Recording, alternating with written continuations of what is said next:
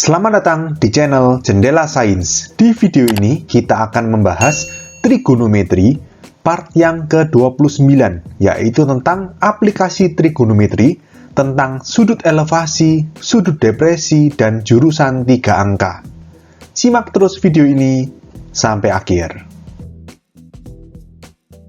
Di part ini kita mulai masuk pada aplikasi atau penerapan trigonometri dalam kehidupan sehari-hari. Kita mulai dari sudut elevasi dan sudut depresi. Apa bedanya? Seperti ini. Sudut elevasi adalah sudut yang dibentuk antara garis pandang dengan garis horizontal atau garis mendatar saat seorang pengamat itu melihat condong ke atas. Contohnya, seseorang berdiri di tanah sedang memandang ujung tiang bendera. Jadi misalkan ini ada orang berdiri di tanah, ini ada bendera, maka orang itu sedang melihat atau memandang ujung tiang bendera ini. Maka garis pandang orang itu akan seperti ini, condong ke atas, ya kan?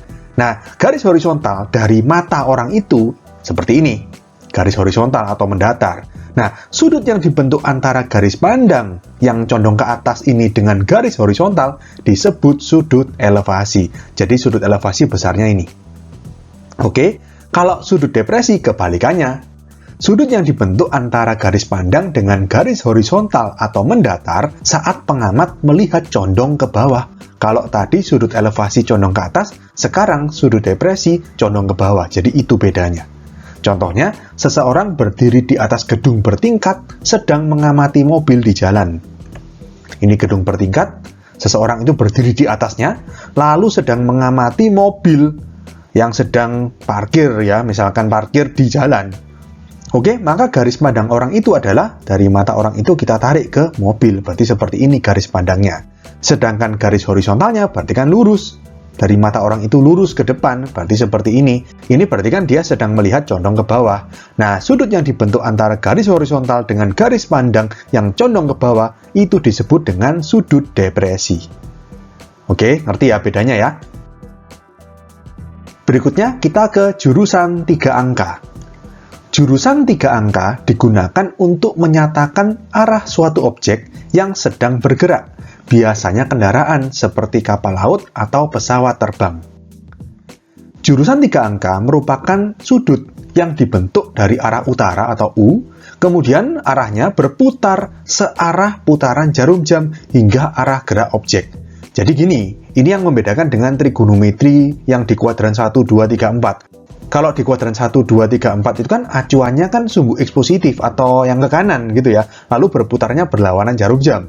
Kalau di sini, di jurusan 3 angka, itu acuannya adalah arah utara, berarti yang atas gini ya. Lalu arah putarannya, hati-hati bukan berlawanan, tapi searah putaran jarum jam, hingga arah gerak objek. Jadi kalau misalkan gambar mata angin seperti ini utara, ini timur, ini selatan, ini barat, maka utara ini adalah 0 derajat. Tapi cara penulisannya harus 3 angka. Namanya jurusan 3 angka. Jadi menulisnya 0, 0, 0 derajat. Itu adalah arah utara. Berarti karena dia berputar searah jarum jam, berarti yang ke kanan atau ke timur ini, T itu timur ya, itu adalah 90 derajat. Ya kan? Dari sini ke sini kan 90 derajat. Atau cara penulisannya 090 derajat. Kemudian lanjut ke selatan ini ya. S itu selatan berarti 180 derajat, kemudian lanjut lagi berputar searah jarum jam, barat ini berarti 270 derajat, lalu kembali lagi ke utara berarti 360 derajat. Oke, lalu di tengah-tengahnya utara, timur, selatan, sama barat ini ada timur laut, tenggara, barat daya, dan barat laut. Arah mata angin dan jurusan 3 angka yang lengkap ditampilkan pada tabel berikut. Yang pertama arah utara itu jurusan 3 angkanya 000 derajat, ini ya. Lalu arah timur laut itu kan tengah-tengahnya utara sama timur, berarti 45 derajat atau 045 derajat. Timur atau T itu 090 derajat, TG ini tenggara, antaranya timur sama selatan, itu 135 derajat. Lalu selatan atau S ini 180 derajat. Lalu barat daya atau BD ini antaranya selatan sama barat, berarti 225 derajat. Lalu B atau barat itu 270 derajat, dan mata angin yang terakhir yaitu barat laut atau BL itu 315 derajat. Oke, tapi pada jurusan 3 angka itu belum tentu sudutnya hanya ini aja. Ini tuh ibaratnya seperti sudut istimewanya. Jadi kadang-kadang bisa juga arahnya 050 derajat. Kalau 050 derajat, ya coba kalian logika. Itu kan berarti 45 derajat lebih dikit. Ya, berarti timur laut kan 45 derajat. Berarti kalau 50 derajat, berarti agak timur sedikit dari timur laut ini.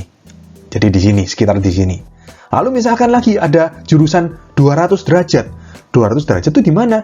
Selatan 180, berarti tambah 20 dari sini. Tapi nggak sampai barat daya. Barat daya kan 225, berarti kira-kira di sini. Ini adalah arah 200 derajat. Oke, paham ya? Jadi itu adalah jurusan 3 angka yang menyatakan arah suatu objek yang sedang bergerak. Kita langsung ke contoh soal. Andi dan Budi berdiri mengamati sebuah tiang bendera seperti pada gambar di samping. Posisi tiang bendera, Andi dan Budi segaris. Andi melihat ujung tiang bendera dengan sudut elevasi 45 derajat. Sedangkan Budi yang berada 2 meter di depannya melihat ujung tiang bendera dengan sudut elevasi 60 derajat. Jika tinggi mata mereka dari tanah 150 cm, tentukan tinggi tiang bendera tersebut. Jadi gambarnya seperti ini. Ceritanya di sini Andi dan Budi sama-sama sedang mengamati ujung tiang bendera yang berada di depannya. Andi melihat ujung tiang bendera dengan sudut elevasi 45 derajat. Berarti sudut yang dibentuk antara garis pandang Andi dengan garis horizontal, berarti ini, itu 45 derajat. Oke? Budi berada 2 meter di depannya, berarti jarak Andi dan Budi ini 2 meter. Melihat ujung tiang bendera dengan sudut elevasi 60 derajat, artinya Budi kan lebih mendangak ke atas ya. Ini sudutnya lebih besar, sudut elevasi, sudut yang dibentuk antara garis pandang Budi dengan garis horizontal ini 60 derajat. Jika tinggi mata mereka dari tanah 150 cm, jadi di sini langsung kita jadikan meter aja ya, kita pakai meter. Jadi jarak dari mata mereka di atas tanah itu 1,5 meter berarti. Kita disuruh mencari tinggi tiang bendera tersebut, berarti ini. Oke, nah gimana ini? Gini, kita pakai permisalan aja. Jadi misalkan jarak dari sini sampai sini itu Y. Lalu misalkan yang ini X. Jadi jarak horizontal antara Budi dengan tiang bendera ini X. Oke, ini kan segitiga siku-siku, ya kan? Lalu kita kasih nama ya. Misalkan yang matanya Andi ini A, matanya Budi ini B, lalu ini C. Jadi siku-siku di C, dan ini adalah D, ujung tiang benderanya. Nah, pertama kita lihat. Ini kan berarti ada 2 buah segitiga siku-siku yang seperti ditumpuk. Yang pertama segitiga siku-siku ACD, dan yang kedua segitiga siku-siku BCD. Oke, kita cari Y. Kita tujuannya nyari Y dari sini, untuk mencari tinggi tiang bendera. Kita cari Y dengan menggunakan perbandingan trigonometri. Kita mulai dari segitiga yang pertama, misalkan yang Budi ini, BCD. Ya, di sini saya tulis segitiga BCD. Nah, pertanyaannya kita pakai sin, cos, atau tangen. Ya gini, ini kan kita mau tujuannya cari Y, berarti kan depan. Terus di sini X, kita sudah misalkan ini samping berarti ya. Berarti kita nggak perlu cari miring ini berapa, yang garis merah atau garis pandang ini. Jadi kita pakai depan sama samping aja. Jadi kita pakai tangen, tan desa. Tangen sama dengan depan per samping. Oke, berarti di sini pada segitiga BCD, maka tangan 60 derajat. Kita pakai sudut yang 60 derajat ya. Berarti sama dengan depan, berarti Y, per samping, berarti X. Ya kan? Berarti sama dengan Y per X. Tangan 60 derajat itu akar 3. Berarti akar 3 sama dengan Y per X. Kita pindah ruas, berarti Y sama dengan akar 3 kali X. Oke, kita di sini belum dapat apa-apa, tapi kita sudah dapatkan persamaan Y sama dengan akar 3X. Nanti ini kita akan substitusikan ke persamaan yang kedua. Oke, misalkan ini persamaan 1. Lalu sekarang kita ke segitiga siku-siku yang kedua, yaitu ACD. Siku-siku di C juga. Segitiga ACD. Sama, kita pakai tangan depan per samping ya. Tapi tangannya sekarang sudutnya kan yang ini, Andi, 45 derajat. Jadi tangan 45 derajat sama dengan depannya 45 derajat ini tetap Y. Tapi sampingnya kan sekarang AC ini berarti 2 plus X. Ngerti ya? Jadi kita tulis 2 plus X. Bukan Y per X, sekarang Y per 2 plus X. Tangan 45 derajat itu 1. sama dengan, nah, Y-nya ini kita substitusikan dari persamaan 1 tadi. Y sama dengan akar 3X. Berarti akar 3X per 2 plus X. Kita cari X dari sini. 2 plus X kita kali ke kiri, jadi 2 plus X sama dengan akar 3X. Di sini berarti X-nya pindah kanan aja, jadi 2 sama dengan akar 3X min X.